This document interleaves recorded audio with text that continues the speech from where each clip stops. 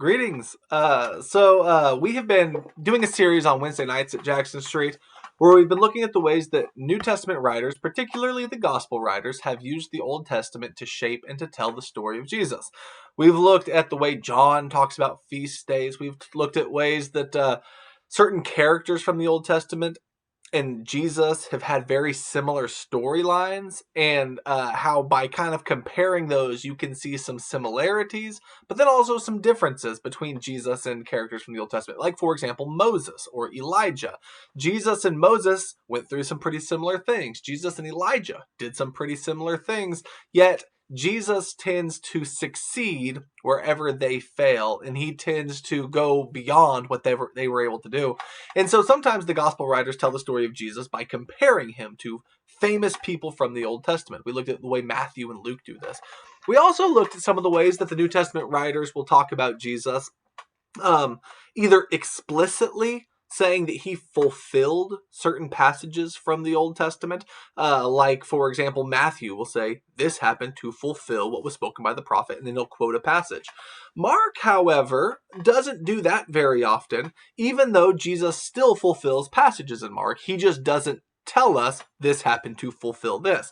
Mark leaves it up to the reader. In fact, there's actually one point where Mark says, let the reader understand, when Jesus is talking about something from the book of Daniel. And so there are ways that the New Testament writers will talk about Jesus fulfilling scripture that doesn't usually even mean that there was a scripture predicting something about Jesus and then that prediction happened. A lot of times Jesus will do something that embodies some sort of passage from the Old Testament. Like, for example, Jesus may do something that you can look at the Old Testament and you can see that there's a passage that is about Israel or something like that, and Jesus will fulfill that passage.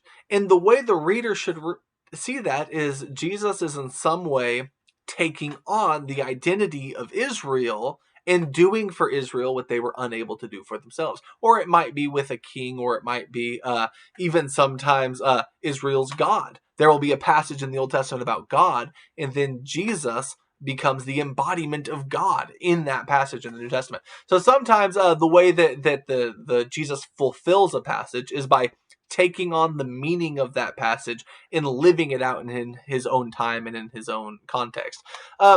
We looked at the way that the resurrection seemed to shape the way that people read and thought about and understood Jesus. After the resurrection, people looked back on the life of Jesus differently, and they went back and read the Old Testament differently than they did before his death and resurrection. It's after his resurrection that Jesus opens his disciples' mind to understand all the things that are written about him in the law of Moses and in the prophets and in the writings. And then we also have looked at certain passages from the Old Testament, like, for example, certain phrases like the Son of Man or the suffering servant. We looked at the servant from Isaiah 40 through 55 and the different servant songs, and we looked at some of the unique ways that those passages shape our understanding of Jesus. It's kind of, there's a lot that you can dig into here. Tonight, what I want to look at is there are times that just being familiar with certain people or places or ideas from the Old Testament will help us understand the stories about Jesus better. Like, for example, there are names that might be mentioned from some Old Testament person, whether it be Jacob or Jonah or just different people from the Old Testament who their name is used, and their name represents all the stories about them. It represents who they are from the Old Testament. And those are the things that shape whatever story is being told about Jesus. There are a lot of examples you could use of this, but I'm going to use just one, and it's actually one that uses a whole bunch of names. I'm going to use a genealogy. The beginning of the New Testament begins with a genealogy. Matthew chapter 1, the first 17 verses of our New Testament is a genealogy about Jesus. And a genealogy is the best way to summarize a huge chunk of scripture. By starting off the story of Jesus with the genealogy, you're doing several important things. One, you are briefly reminding the reader of all that has come before it. Jesus didn't just pop into existence out of nowhere. Jesus is coming as the fulfillment and as the climax of a very long story. And every name that's mentioned is a part of that story. And that story builds and builds and builds and builds and builds all the way up to Jesus. And Jesus enters the picture. So by introducing Jesus after a genealogy that goes all the way back to Abraham, you are, in essence, retelling in the most condensed, summarized way that you can the entire story of the history of God's people that has brought you up to Jesus. And so knowing something about the names that are mentioned there is really, really important. Knowing something about who Abraham is. And then it goes from Abraham to Isaac to Jacob to Judah, and it, narrows in on one of his sons. And it's like each of these people has a story, and each of these people plays a role in bringing about the history of the people of Israel to Jesus. And so by starting off this way, Matthew is linking the story of Jesus to the 39 books that came before it. So you should never, ever, ever, ever, ever, ever try to understand Jesus apart from those 39 books. You should never try to understand Jesus apart from the story that he is continuing, in the story that he's a part of. It's like reading, chapter 28 of a book and ignoring the first 27 chapters. You're saying, that was just build up. I want to get to the chapter 28. And it's like, well, chapter 28 loses its meaning if you hadn't read the first 27 chapters.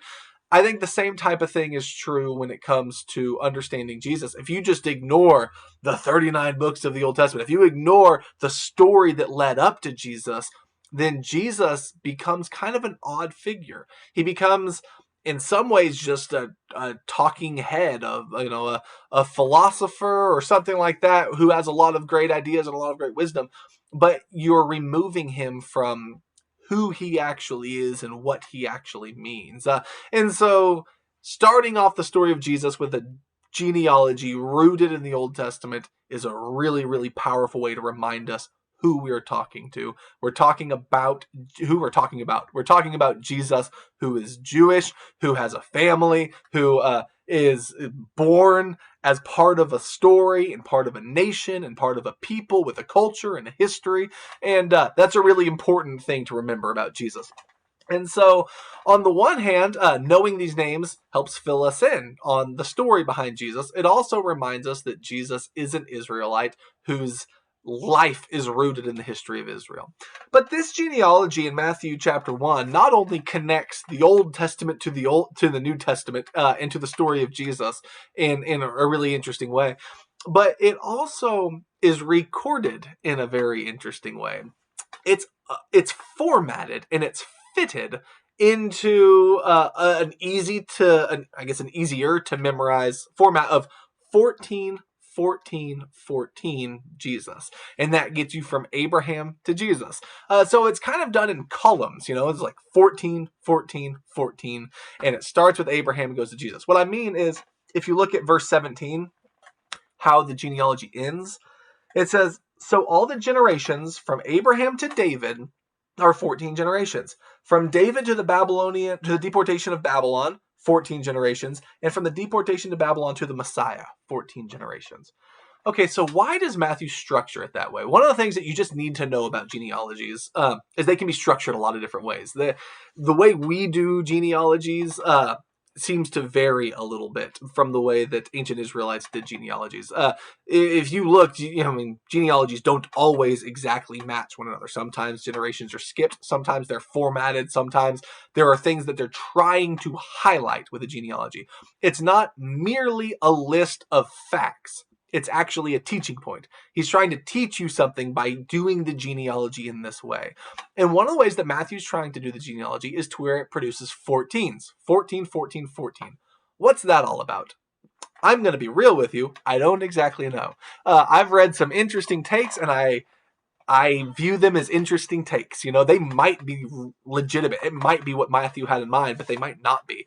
For example, I know of one writer who thinks, 14 is 7 multiplied by 2. So it's 7 and 7 would be the first 14. 7 and 7, the second 14. 7 and 7. That means there's 6 sevens to get you 3 14s, right?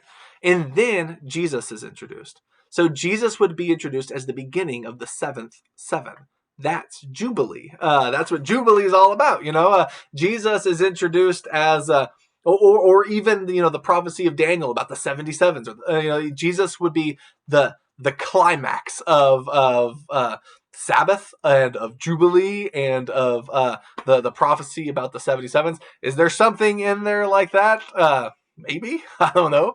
I know another writer who there's a form of ancient interpretation called gematria, which has to do with numbers and letters and how they correspond to each other. So, for example, in English, our 1 looks like a 1 and our A looks like an A, and no one would ever confuse those two.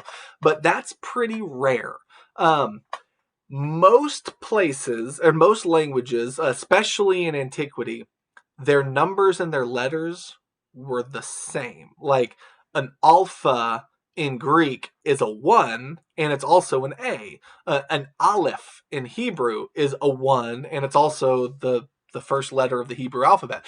And so they use their alphabet and their numbers for 1. So, for example, Roman numerals. What we should do in English is our numbers would be Roman numerals and our letters would be ABC because they're the same. They match. Most languages, numbers and letters match. Ours don't, so it sounds kind of weird to us. But here's the way that it tended to work. So like in Hebrew, Aleph, Beit, Gimel, Dalet, Hey, Vav, Zayin, Het, Tet, and Yod would be 10, right? And then once you get to Yod, which is 10, the next one wouldn't be 11, it would be 20, and then 30, 40, 50, 60, up to 100, and then the next one wouldn't be 110, it would be 200, 300, 400, and I think it stops at 400 or something like that. But then after that, you just start combining like 400 and 100 if you want 500, or if you want 11, you would do like a Yod and an Aleph, which would be a 10 and a 1. And so anyway, that's how you make numbers, and you can make any number of combinations. But what does that mean? That means that each word has a corresponding number to it. And that seems to be, a lot of people think that's what's going on with the 666 in Revelation. Because like 666 could mean Caesar Nero, and if you do them in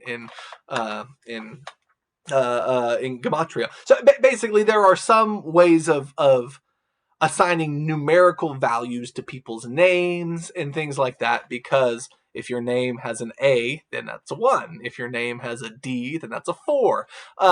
And so if you look at the name David in Hebrew, be Dalet, Vav, Dalet, that would be 464. And that would be 14. And so this would be David, David, David. So like the numerical value of the name David is 14. And so it would be David, David, David. And that's why I know of some people who think, well, this is talking about Jesus being the son of David. And you have David, David, David. And so maybe it's all kind of building up to the kingship of Jesus. Is that right? I have no idea. It's an interesting thought. And I think beyond that, you shouldn't try to say things that you can't prove. You just say it's an interesting thought, maybe. But this is clearly a structured genealogy. I do think there's a lot of significance to the bookends of each of the 14. What I mean is you get Abraham to David. That's the first one. If you look at verse 1, it says the record of the genealogy of Jesus the Messiah, the son of David, the son of Abraham. So it really wants you to know those ones. It wants you to know he's a son of Abraham, which means he's a legit Israelite. He is a legit descendant of Abraham. He's a legit Jew. Like he is flesh and blood of the right people. And then he's also a son of David.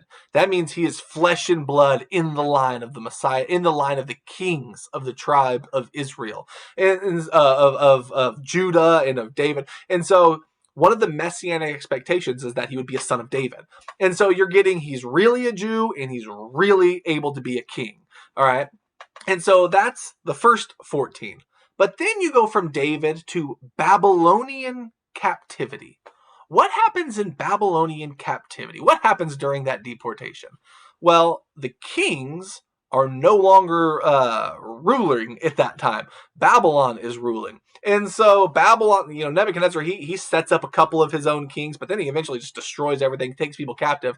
And when the children of Israel return home, they don't have a son of David sitting on a throne anymore. And that's a problem, because God promised that they would have a son of David sitting on the throne, and that his kingdom would endure and would last. And yet, after Babylonian captivity, hundreds and hundreds of years pass, and there is no king. And so this expectation develops that one day there will be a king. And the term for that person would be a son of David as a messianic title, or something like Messiah in Hebrew, or Christ in Greek. That's the one who's anointed, chosen, handpicked by God to become their king, to destroy their enemies and to establish David's kingdom again. And so the Babylonian captivity, Babylon became their ruler and they didn't have a king. Then Persia became their ruler and they didn't have a king. Then the Greeks became their ruler. They even tried to establish a king during this time period, the Hasmonean dynasty, but it didn't last very long. But then Rome becomes the ruler and they still don't have a king. I mean, who do they go to have Jesus crucified? It's not their king. They go to Pilate, who's appointed by the Romans. Who is king of Judea at the birth of Jesus, who's fearful that a new king of the Jews has been born? It's Herod, appointed by the Romans. Like, they don't have their own son of David king anymore, but God promised they would, so they're waiting for some son of David to become the Messiah and put an end to this loss of national identity that started in the Babylonian captivity. So I think one of the things that the genealogy is doing is it's briefly summarizing the history of Israel from the beginning to the dynasty, to the loss of the dynasty, to now their hopes are restored because the Messiah is here.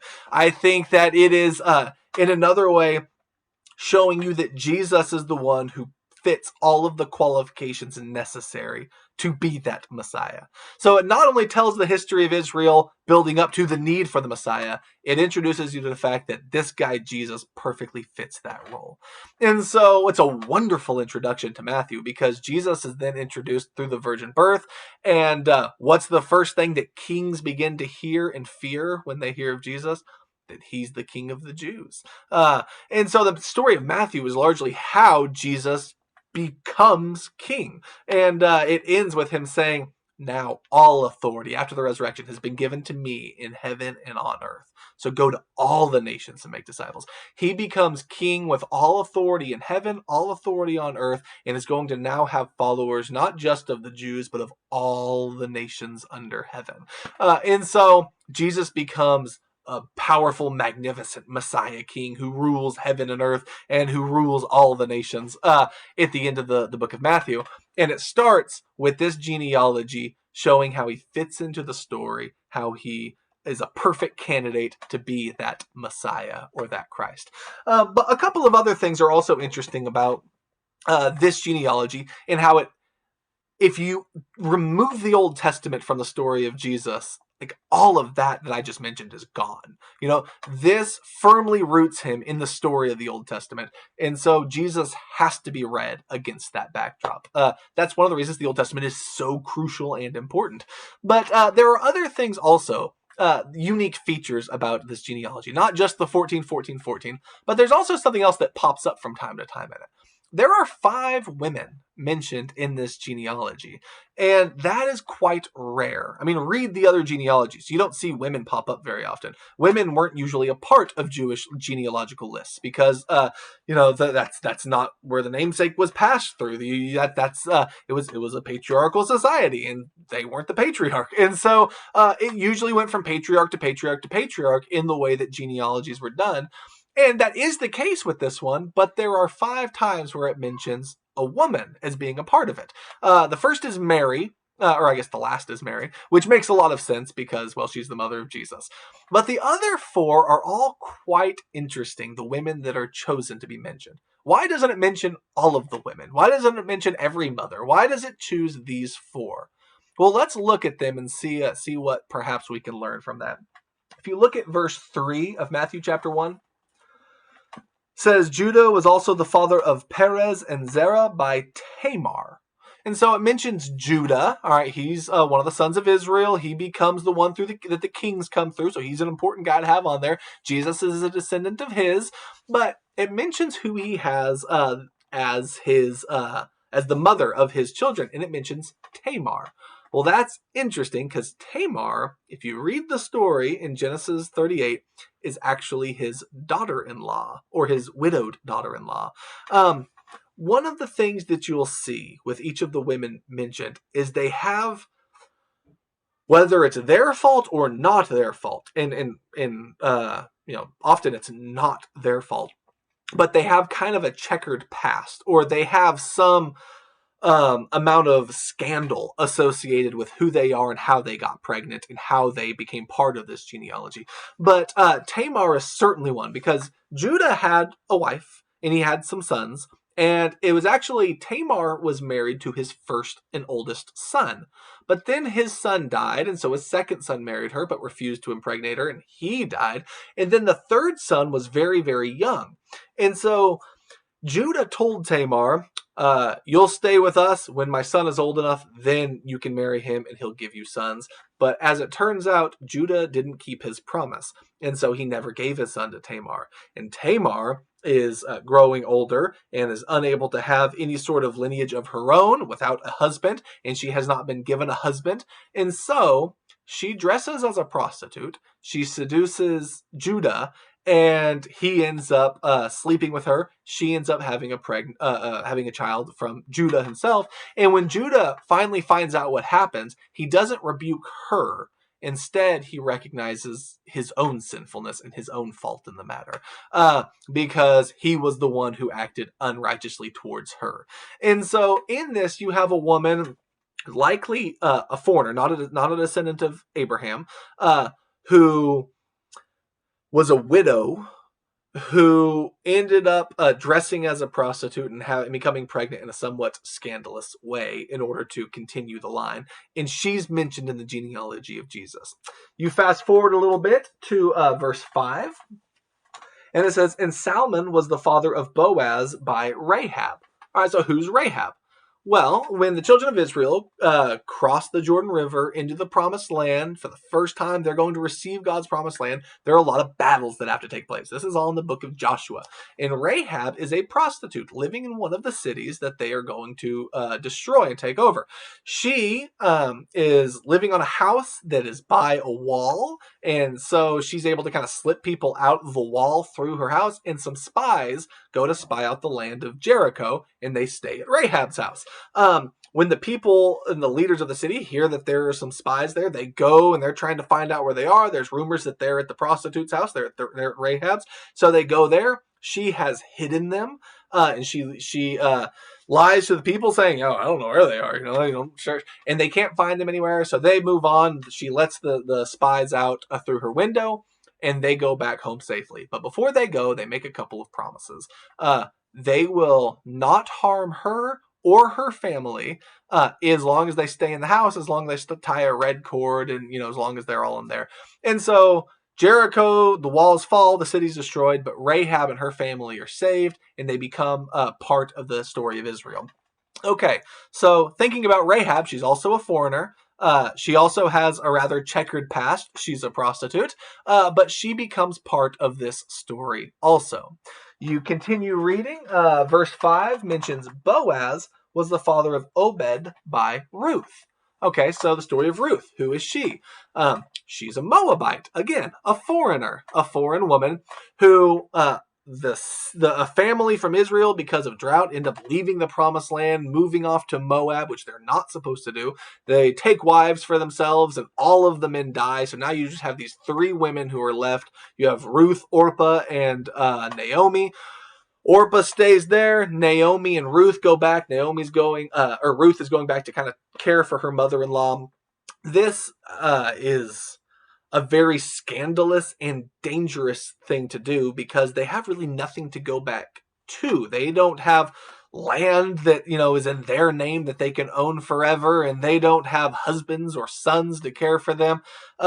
Ruth could have been much better off just staying home, getting remarried, and living her life. But instead, she goes back to care for her mother-in-law. So she is a widow, she is poor, and she is a foreigner. One of the good things about God is that he has a very special place in his heart for widows, for the poor, and for foreigners. And Ruth is all three. And so he ends up caring for her.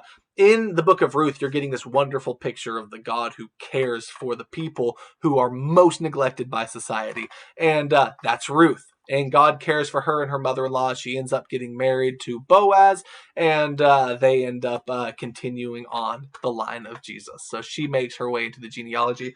And then finally, you have verse 6. Jesse was the father of David, the king. All right, so that's the end of the 14 and the beginning of the next one. And David was the father of Solomon by Bathsheba, who was the wife of Uriah. Now, Bathsheba, I don't know that she was a foreigner, but she was married to a Hittite. So she was married to a foreigner, a guy named Uriah. And he was Uriah the Hittite, but he was a man held in high esteem, became one of David's mighty men, in fact. But if you remember the story of Bathsheba, David saw her and she was bathing. She was beautiful. He was out on his rooftop. And so he summoned her and he had sexual relations with her. Say when the king sees someone and has his men go get her and bring her to him, she doesn't have much of a say in the matter. David took advantage of her. She became pregnant, so he had her husband killed. So David, because of his own lusts, ends up completely turning this woman's life upside down. She's forced to go. I mean, I see her as in a similar situation to like Esther, when Esther was forced to go be with Xerxes or Ahasuerus. She was forced to be the king's wife. Bathsheba is taken, brought to the king's house. He sleeps with her. He impregnates her. He kills her husband. Then she becomes his wife. So her life is completely turned upside down because of the lust and greed of a king. But she also becomes part of this story. So what do all these women have in common? Well, they all have rather checkered pasts in some way. Even Ruth was a pagan who was a foreigner. They all were foreigners or were married to foreigners. But every one of them finds themselves in a crucial role, specifically mentioned when they did not have to be, as being part of the story that brings us closer to Jesus, as being part of the story that brings about the Messiah. I think that tells us something. I think it tells us that every person, no matter where you're from, no matter what gender you are, and no matter what you've done, can have a part in God's story, can have a part in God's redemptive plan. Salvation is not just for King David, but it's also for the foreign woman who has a scandalous past who no one ever would have thought about before. These obscure people who would have been completely missed in history, no one would have ever known anything about, become people remembered thousands and thousands of years later as being part of the story of the Messiah. That's because God can use and God has a place for anyone and everyone.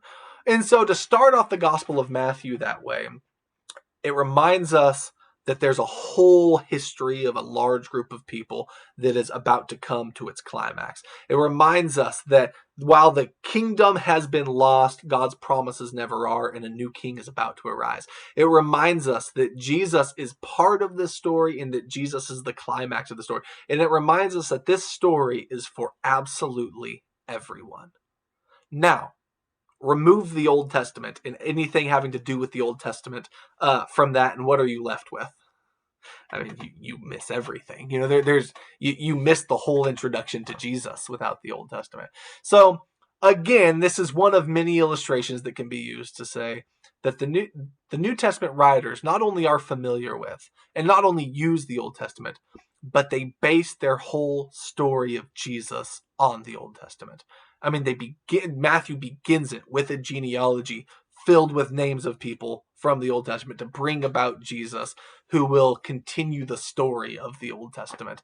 And it's the story that we're still a part of today. I hope that the next time you begin the book of Matthew, some of these things might leap off the page a little bit more clearly at you. And I hope the next time you read the Old Testament, you'll read it with an eye towards the story that brings about the Messiah and the King of the world. I love you. May the love of God be with you. God bless.